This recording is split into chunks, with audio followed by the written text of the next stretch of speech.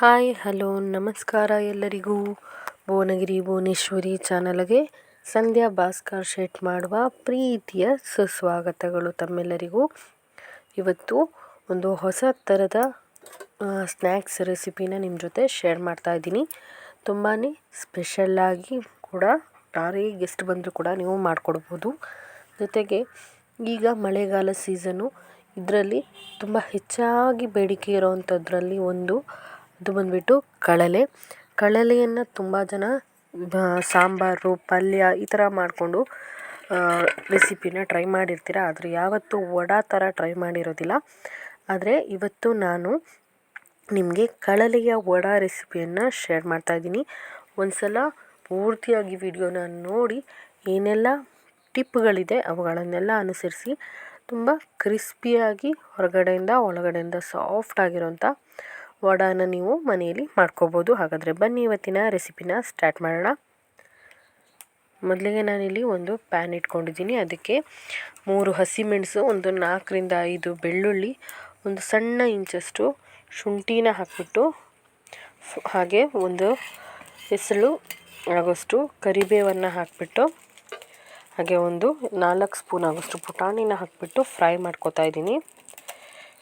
ಒಂದು ಕಪ್ ಆಗೋಷ್ಟು ಹಸಿ ತೆಂಗಿನಕಾಯಿ ತುರಿಗೆ ಫ್ರೈ ಮಾಡಿಟ್ಟಂಥ ಎಲ್ಲ ಇಂಗ್ರೀಡಿಯೆಂಟ್ಸ್ ಏನಿದೆ ಹಾಕ್ಕೋತಾ ಇದ್ದೀವಿ.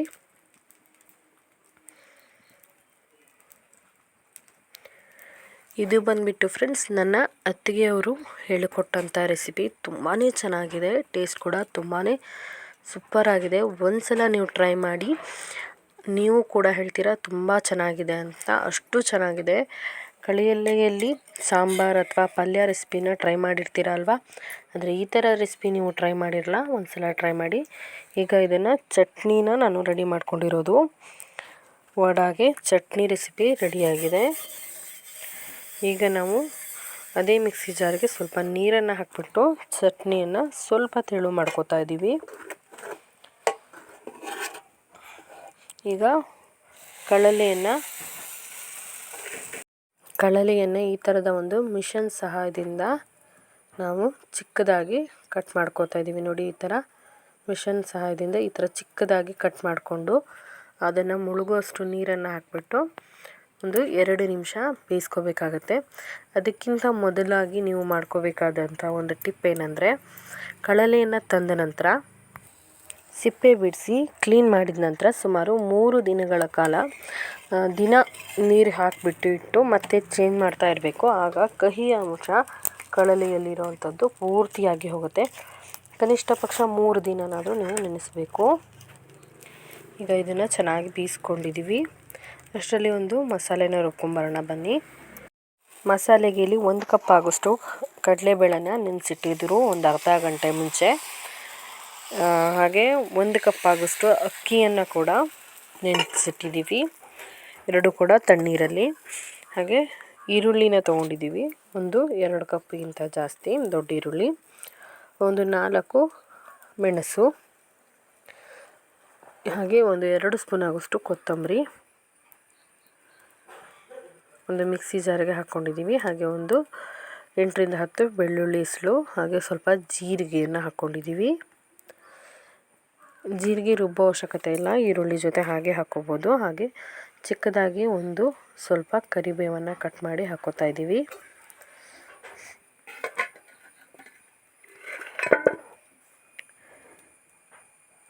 ಹಾಗೆ ಈಗ ಮಸಾಲೆಯನ್ನು ರುಬ್ಬೋದಕ್ಕೆ ಏನು ಇಟ್ಕೊಂಡಿದ್ವಲ್ಲ, ಬೆಳ್ಳುಳ್ಳಿ, ಹಾಗೆ ಸ್ವಲ್ಪ ಮಿಕ್ಸಿ ಜಾರಿಗೆ ಅರಿಶಿಣದ ಪುಡಿನ, ಹಸಿಮೆಣಸು,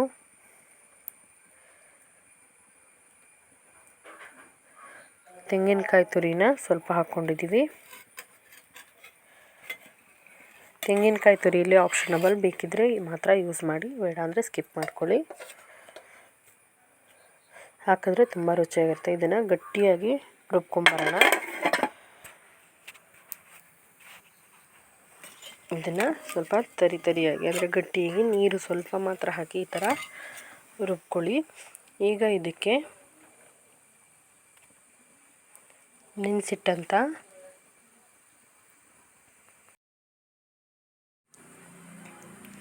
ನೆನೆಸಿಟ್ಟಂಥ ಅಕ್ಕಿಯನ್ನು ನಾವು ಈ ಥರ ನೀರು ತೆಗೆದುಬಿಟ್ಟು ಹಾಕೋತಾ ಇದ್ದೀವಿ.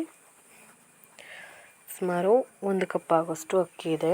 ನಾವಿಲ್ಲಿ ಕಡಲೆಯನ್ನು ಸುಮಾರು 3 ಕಪ್ ಆಗೋಷ್ಟು ತೊಗೊಂಡಿರೋದು. 3 ಕಪ್ಪಿಗೆ 1 ಕಪ್ ಅಕ್ಕಿ, 1 ಕಪ್ ಕಡಲೆಬೇಳೆ ಸಾಕಾಗುತ್ತೆ.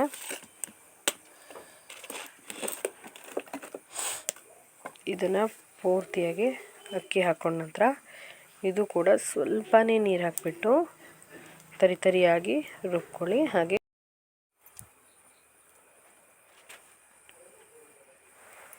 ನೋಡಿ, ಈಗ ತರಿಯಾಗಿ ರುಬ್ಕೊಂಡು ಬಂದಿದ್ದೀವಿ. ಈ ಥರ ಆಗುತ್ತೆ. ಆದ ನಂತರ ನೀವು ಇದಕ್ಕೆ ಕಡಲೆಬೇಳೆಯನ್ನು ಹಾಕ್ಕೊಳ್ಳೋದು, ಹಾಗೆ ಬೆಳ್ಳುಳ್ಳಿಯನ್ನು ಈ ಟೈಮ್ನಲ್ಲಿ ಹಾಕ್ಕೊಳ್ಳೋದ್ರಿಂದ ಫ್ಲೇವರ್ ತುಂಬಾ ಚೆನ್ನಾಗಿರುತ್ತೆ. ಬೆಳ್ಳುಳ್ಳಿ ಜೊತೆಗೆ ನೆನೆಸಿಟ್ಟಂಥ ಕಡಲೆಬೇಳೆಯನ್ನು ಹಾಕ್ಕೊಳ್ಳೋಣ.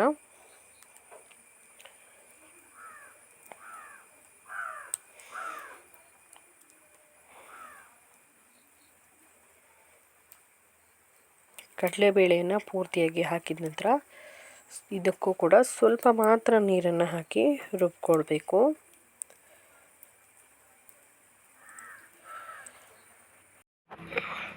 ನೋಡಿ, ಈಗ ರುಬ್ಕೊಂಡ್ಬಂದಿದ್ದೀವಿ. ಈ ಥರ ಸ್ವಲ್ಪ ತರಿಯಾಗಿಯೇ ರುಬ್ಕೊಳ್ಳೋ ಅಂಥದ್ದು. ಇದೇ ಥರ ಕನ್ಸಿಸ್ಟೆನ್ಸಿಯಲ್ಲಿ ಇರಬೇಕು. ಸ್ವಲ್ಪ ಗಟ್ಟಿಯಾಗಿ ತುಂಬ ತೆಳುವಾಗಿ ಮಾಡ್ಕೋಬಾರ್ದು. ಈಗ ಇದನ್ನು ಒಂದು ಪಾತ್ರೆಗೆ ನಾವು ಹಾಕ್ಕೋತಾ ಇದ್ದೀವಿ. ಒಂದು ಬೇಸನ್ಗೆ ಇದನ್ನೆಲ್ಲ ಹಾಕ್ಕೋತಾ ಇದ್ದೀವಿ, ರುಬ್ಬಿರೋಂಥ ಮಿಶ್ರಣವನ್ನು.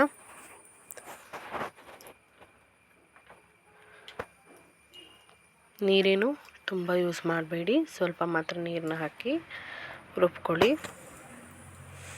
ಈಗ ಏನು ಈರುಳ್ಳಿ ಕಟ್ ಮಾಡಿ ಇಟ್ಟಿದ್ವಲ್ಲ ಚಿಕ್ಕದಾಗಿ, ಅದನ್ನು ಕೂಡ ಹಾಕ್ಕೋತಾ ಇದ್ದೀವಿ. ಹಾಗೆ ಕರಿಬೇವು ಜೀರಿಗೆ ಕೂಡ ಅದಕ್ಕೆ ಹಾಕಿಟ್ಟಿದ್ವಿ, ಅದನ್ನು ಕೂಡ. ಹಾಗೆ ಬೇಯಿಸಿರೋಂಥ ಕಡಲೆಯನ್ನು ಪೂರ್ತಿಯಾಗಿ ನೀರನ್ನು ಹಿಂಡಿ ತೆಗೆದು ನೋಡಿ ಈ ಥರ ಹಾಕ್ಕೋಬೇಕು. ಸ್ವಲ್ಪ ತಣ್ಣಗಾದ ನಂತರ ಹಾಕ್ಕೊಂಡ್ರೂ ಆಗುತ್ತೆ, ಇಲ್ಲಾಂದರೆ ಈ ಥರ ಜರಡಿ ಹಿಡಿದು ನೀರನ್ನು ಸೋಸ್ಕೊಂಡು ಕಡಲೆಯಿಂದ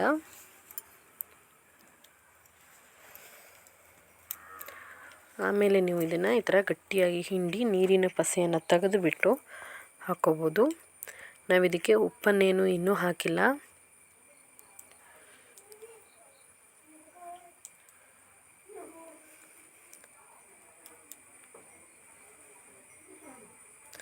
ಈ ಥರ ಗಟ್ಟಿಯಾಗಿ ಹಿಂಡಿ ನೀವು ನೀರಿನ ಪಸೆಯನ್ನು ತಕ್ಕೋಬೇಕಾಗುತ್ತೆ.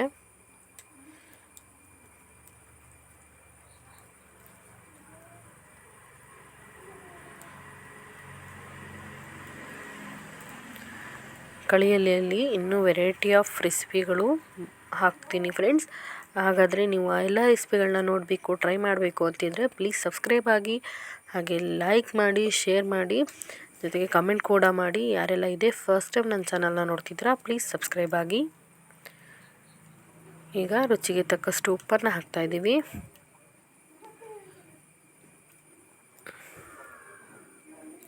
ಹಾಗೆ ಸುಮಾರು ಒಂದು 3 ಸ್ಪೂನ್ ಆಗೋಷ್ಟು ಕಾರ್ನ್ಫ್ಲವರ್ನ ಹಾಕ್ತಾಯಿದ್ದೀವಿ. ಹಾಗೆ ಸ್ವಲ್ಪ ಜಜ್ಜಿಟ್ಟಂಥ ಬೆಳ್ಳುಳ್ಳಿಯನ್ನು ಹಾಕ್ಕೋತಾ ಇದ್ದೀವಿ. ಹಾಗೆ ಸ್ವಲ್ಪ ನಿಂಬೆ ರಸ, ಹಾಗೆ ಒಂದು ಸ್ವಲ್ಪ ಕೊತ್ತಂಬರಿ ಸೊಪ್ಪು,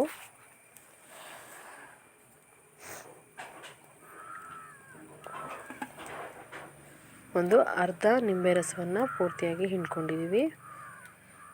ಈಗ ಇದನ್ನು ಗಟ್ಟಿಯಾಗಿ ಕಲಿಸ್ಕೋಬೇಕು. ಇದು ಕಲಸಿ ಒಂದು 10 ನಿಮಿಷ ಇಡಬೇಕು, ಈ ಥರ ಏನಿಲ್ಲ ಫ್ರೆಂಡ್ಸ್. ತಕ್ಷಣಕ್ಕೆ ಕಲಸಿ ಬಿಟ್ಕೋಬೋದು. ನಿಮಗೆ ಅಕಸ್ಮಾತ್ ತುಂಬ ತೆಳು ಅನ್ನಿಸ್ತಿದೆ ಅಂತ ಅನಿಸಿದ್ರೆ ಸ್ವಲ್ಪ ಅಕ್ಕಿ ಹಿಟ್ಟನ್ನು ಬೇಕಿದ್ರೆ ನೀವು ಮಿಕ್ಸ್ ಮಾಡ್ಕೋಬೋದು, ಅಥವಾ ಕಾರ್ನ್ಫ್ಲವರ್ನೇ ಇನ್ನೊಂದು ಸ್ಪೂನ್ ಹಾಕ್ಕೋಬೋದು. ಖಾರಕ್ಕೆ ಬೇಕಿದ್ರೆ ಹಸಿಮೆಣಸಿನ ಜೊತೆ ಸ್ವಲ್ಪ ಚಿಲ್ಲಿ ಫ್ಲೇಕ್ಸ್ನು ಕೂಡ ನೀವು ಬಳಸ್ಬೋದು. ಈಗ ಇದನ್ನು ಪೂರ್ತಿಯಾಗಿ ನೋಡಿ ಈ ಥರ ಗಟ್ಟಿಯಾಗಿ ಕಲಿಸ್ಕೋಬೇಕು. ಉಂಡೆ ಕಟ್ಟೋ ಹದದಲ್ಲಿ ನೀವು ಕಲಿಸ್ಕೋಬೇಕಾಗತ್ತೆ. ನೋಡಿ ಈ ಥರ ಉಂಡೆ ಕಟ್ಬಿಟ್ಟು ಹಿಂಗೆ ತಟ್ಟೋದಕ್ಕೆ ಬರೋ ಥರ ಕಲಿಸ್ಕೋಬೇಕು. ಈಗ ಒಂದು ಪ್ಯಾನ್ನಲ್ಲಿ ಎಣ್ಣೆನ ಬಿಸಿ ಮಾಡೋಕೆ ಇಟ್ಟಿದ್ದೀವಿ. ನೋಡಿ ಈ ಥರ ಉಂಡೆ ಕಟ್ಟಿ ಈ ಥರ ತಟ್ಕೊಂಡು ಎಣ್ಣೆಗೆ ಹಾಕೋತಾ ಬಂದರೆ ಆಯಿತು.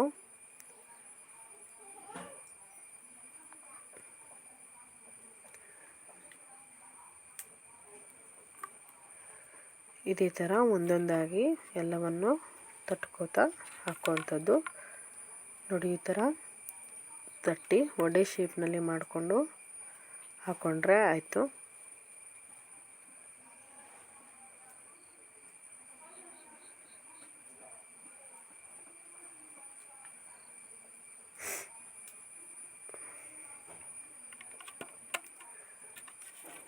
ತುಂಬಾ ಒಳ್ಳೆ ಟೇಸ್ಟ್ ಇರುತ್ತೆ ಫ್ರೆಂಡ್ಸ್. ನೀವು ಕೂಡ ಒಂದ್ಸಲ ಮನೆಯಲ್ಲಿ ಟ್ರೈ ಮಾಡಿ.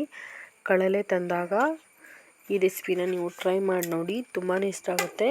ಅದಾದಮೇಲೆ ನೀವು ಈ ರೆಸಿಪಿ ಮಾಡೋದಕ್ಕಾಗಿಯೇ ಕಳಲೆನ ತರ್ತೀರಾ, ಅಷ್ಟು ಒಳ್ಳೆ ಟೇಸ್ಟ್ ಕೂಡ ಇರುತ್ತೆ. ಅಷ್ಟು ತುಂಬಾ ಈಸಿಯಾಗಿ ಕೂಡ ನೀವು ಸಂಜೆ ಟೈಮ್ನಲ್ಲಿ ಸ್ನ್ಯಾಕ್ಸ್ಗೆ ಅಂತ ಮಾಡ್ಕೋಬೋದು. ನೋಡಿ ಈ ಥರ ಎಲ್ಲ ಒಂದೊಂದಾಗಿ ಹಾಕಿದ ತಕ್ಷಣ ಅದನ್ನ ಮಿಕ್ಸ್ ಮಾಡೋಕ್ಕೆ ಹೋಗ್ಬೇಡಿ. ಒಂದು 2 ಸೆಕೆಂಡ್ ನಂತರ ಈ ಥರ ಕಲಸಿ ಮಗ್ಚೆ ಹಾಕ್ಕೋಬೇಕು. ಸ್ಲೋಲಿ ಇದನ್ನು ಮಗ್ಚೆ ಹಾಕ್ಕೊಂಡ್ರೆ ಆಯಿತು.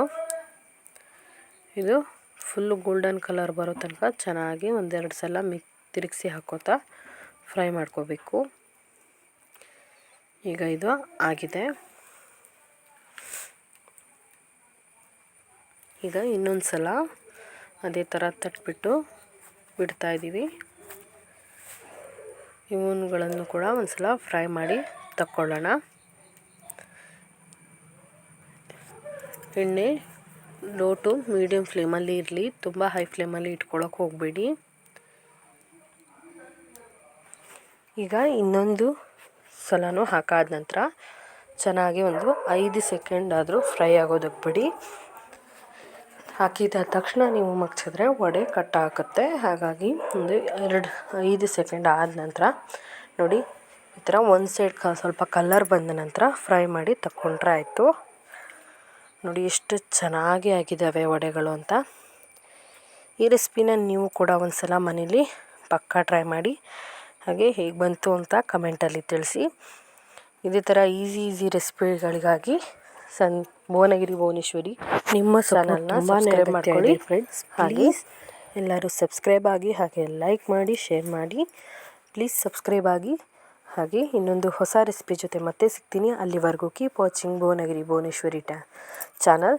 Thank you so much. And ಹೊಸ ರೆಸಿಪಿ ಪ್ಲೀಸ್ ಸಬ್ಸ್ಕ್ರೈಬ್ ಆಗೋದನ್ನ ಮಾತ್ರ ಮರಿಬೇಡಿ. Bye friends.